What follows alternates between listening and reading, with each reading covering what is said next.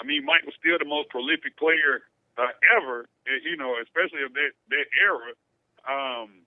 And he did the same thing with Kobe. Now, I don't really know if there's another coach out there that LeBron might have that kind of respect for. That's the other issue. I don't. Yeah, I mean, they say he likes Tyronn Lue. Say he's big on him. And of course, he said, that was the thing about him saying he wouldn't mind playing for Mark Jackson, and so. This offseason is going to be very interesting for several teams throughout the NBA, including the Cavs and, of course, our hometown Atlanta Hawks. It's Sports Kings Live. I'm Big Mike. Rob Calloway's here with me as well. We're on Spreaker.com and the Spreaker app for all your mobile devices. Make sure you download that. Follow us, Sports Kings Live, and then click on the little thought bubble so you guys can join the chat room and get in on these conversations. We're also on Twitter, Instagram, and Facebook at Sports Kings Live. Give us a follow, and we'll be right back with hour number 2 of Sports Kings Live. If you're struggling to pay the mortgage, Making Home Affordable is a free government resource that can make it easier. Call 888-995-HOPE or visit makinghomeaffordable.gov. Brought to you by the U.S. Treasury, HUD, and the Ad Council. What's going on, everybody? It's your man, Big Mike. Yep, and this is RC, Rob Calloway. First of all, we'd like to thank everybody for being down with the Kings and for supporting Sports Kings Live. Your listens, downloads, likes, and follows have allowed this show to grow by leaps and bounds in just a few months. Now, if you have a product or a business and you'd like to promote it on this show, it's simple. Just email us at sportskingslive@gmail.com. And once again, thank you for being down with the Kings. It's the Sports Kings. Sports Kings. Big Mike. He might fall off the wagon in the next 10 minutes. Rob Calloway. It's about bringing talent. It's not about all the flash and glitz and glam. Not your average sports talk show. The Sports Kings. This is NFL legend, Work Done. This your boy D. Howard, a.k.a. Superman. I'm Jerome Bettis, the Bus. It's Cam Newton. Holla at your boy, already. This is Hank Aaron, and I'm down with the Kings. Tell a friend, Kings is back. Hour number 2 on a Tuesday. Getting through it, man. Not a whole lot to talk about today, but we're making it do what it do. Big Mike, Rob Calloway here with you, the Sports Kings. This is Sports Kings Live. We're on Spreaker.com and the Spreaker app via all your mobile devices. You guys go ahead and download that. Follow Sports Kings Live and get in on the chat in English by clicking the little thought bubble. You guys can also follow us and tweet with us during the show.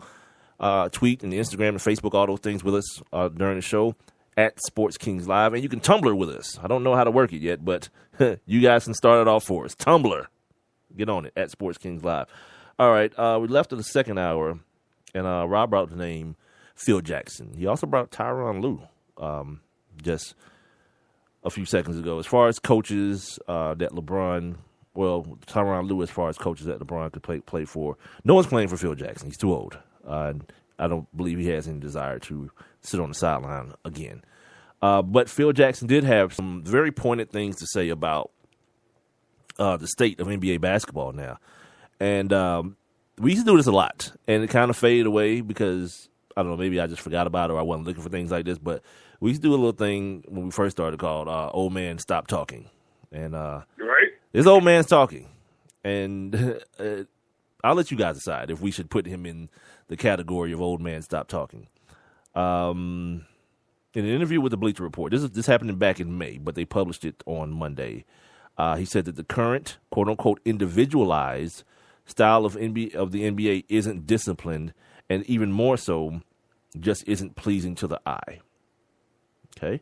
He goes on to say that it's, quote-unquote, 4 guys standing around watching one guy dribble the basketball. Now, it seems like he's talking about somebody in particular. And in the next quote, you'll find out who that is. Quote, I watch LeBron James, for example. He might travel every other time he catches the basketball. If he's off the ball, where am I at? He catches the ball, moves both feet. You see it happen all the time. There's no structure. There's no discipline. There's no how do we play this game type of attitude.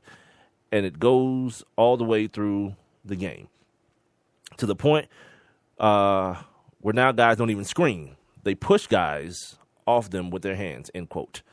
He goes on to continue.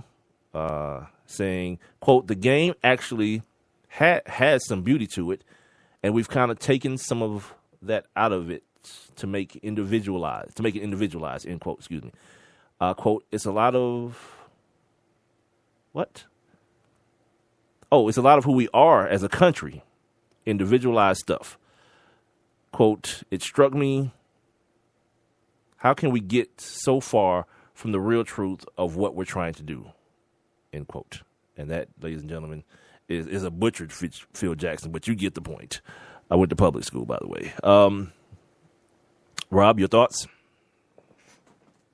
Well, long before LeBron started traveling every other play or whatever Phil said, man, the NBA, players in the NBA were the first ones in, because I played organized basketball, and you know, the way Michael Jordan and some of those other guys used to dribble, and they still do it now, where they turn the ball over. Every time they dribble, they turn the ball over. Like, you know, growing up playing organized basketball, that's traveling, right? All day. Like, what we used to call it back in the day, carrying. They call it palming. If your palm was right side up and then you flip the ball over. Yeah. And players were doing that, you know. So it's like, I mean, there is a lot of individualism in basketball. I mean, we were talking about that in baseball yesterday, like how they call it a team sport, but there's a lot of individual things going on out there. And I mean, I don't know. I don't think people, the individual accolades that people are going for, or the things that they're doing, is necessarily taken away from the beauty of the game, because I think that we still see good basketball. You know, I mean, most of the time, like, I can't really recall a game this year where I was just like, damn, that game was just, they stunk that thing up. You know, because you still see a lot of good basketball, especially like this year. There was a lot of great basketball played in the NBA. Not by the New York Knicks, though. You know, and again, you have one of those very dudes that stand out there and dribble the ball all damn day, Carmelo. You know, ain't passing the ball to nobody.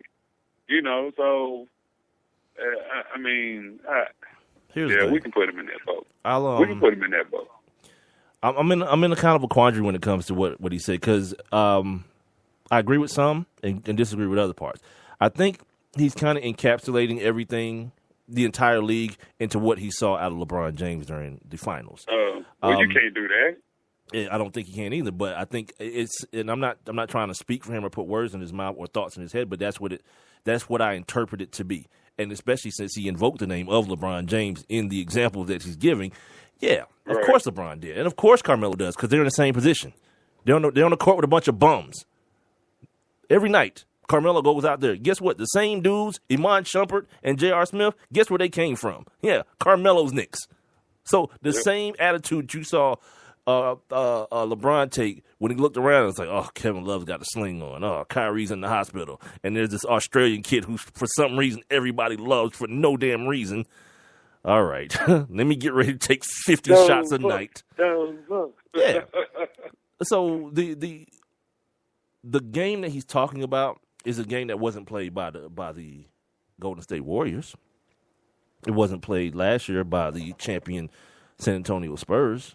Like, we marveled at that last year. Remember how we marveled at that last year? The assist records and the three-pointers that they hit. Yeah. The guys who, like, different times, it was Danny Green or it was Kawhi Leonard or it was Patty Mills or it was Boris Diaw. Like, every night a different dude would step up. And everybody was talking about team. Then this year we celebrated the Atlanta Hawks. So, I think Phil is putting an onus on one thing that he doesn't like. I don't think he likes what he saw out of LeBron, but not putting it into true perspective. The fact that, okay, had he not done that, what are we looking at? Who is he going to throw it to?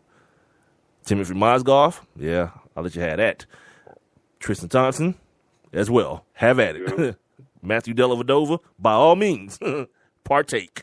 You know what I mean? It's like, what are we going to do about this? And that whole, like, you know, the beauty of the game. All right, cool. I'll let you check out, you know, a good old-fashioned Sixers-Celtics matchup from back in the day. Yeah, you want to see that? You want to see Moses Malone throw haymakers at people? You want to do that?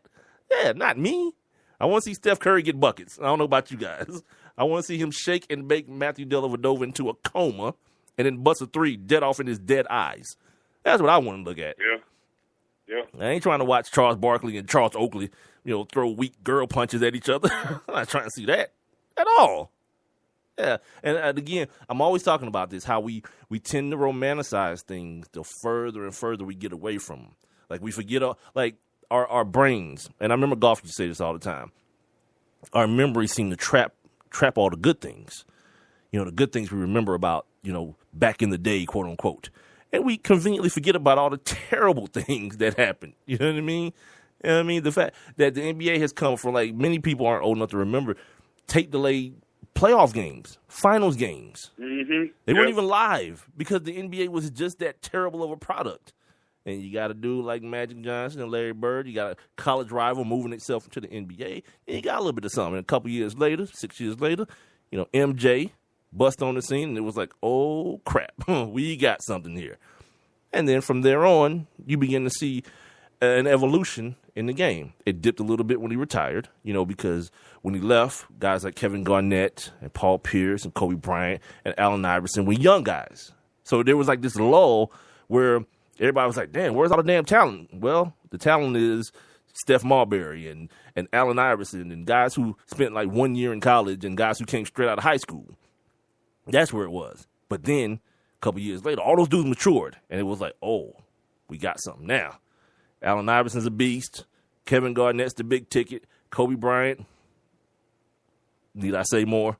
Shaq was doing his thing. Shaq had turned from a boy to a man after, my man Hakeem had put him over that knee one time and give him a little something. Yeah, he gave it to him. Yeah, but then did. Shaq turned to a man, and then we had our talent again.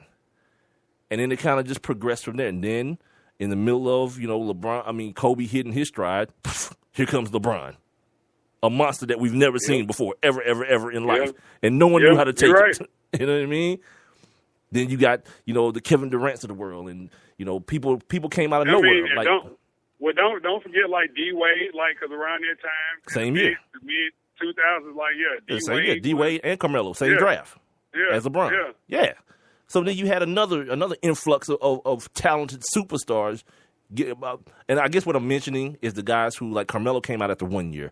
I think Dwayne spent 3 years at Marquette, as a matter of fact. Remember, he had that 3 years. He had that ill tournament, and everybody was like, damn, who's this Dwayne Wade kid? And then he turned out to be what he was in the league. So for what Phil is saying, there are examples of what he's talking about. But for the majority, when you look at the good teams, the teams that get it done, even if you're talking about a Houston Rockets team, what the hell did James Harden have to work with? It was him and Trevor Ariza. Trevor freaking Ariza, by the way. You know what I mean? These are words that are never put in the same sentence ever together. An MVP candidate and Trevor Ariza are your options. Well, most people be like, well, he got Dwight Howard. He got Josh Smith. Oh, does he though? What are they? Oh, yeah. You got two fries in the bottom of that bag. Oh yeah, that's a bonus there, dude. Especially when you get the long ones too. They ain't even like the little ones. They're the long ones that they couldn't fit in the box. They just fell out. Right. Oh yeah, two fries in the bottom. Yeah, good for them. So yeah. So when you see a dude who you say pounds the ball into the ground and it's pick and roll and take the jump shot, well, some of these dudes that has to be the case. Russell Westbrook. Everybody's like, you know what, I'm hurt, coach. Russell's like, fine, I'll take 80 shots tonight. I'll do it. And that's what happens. But next year, his dudes will be back, and we'll see. You know what I mean? I think Russell Westbrook is maturing as a basketball player. You saw it with the run of triple doubles he had. He's a guy who understands now more of that point guard role that he has to shoulder. You know what I mean? And what better for a point guard than a dude that gets buckets?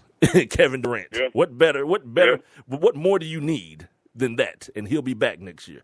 So, to Phil's points on all these things, I can understand that he sees this happening in the league. But to your point as well, Rob, I don't. Yeah,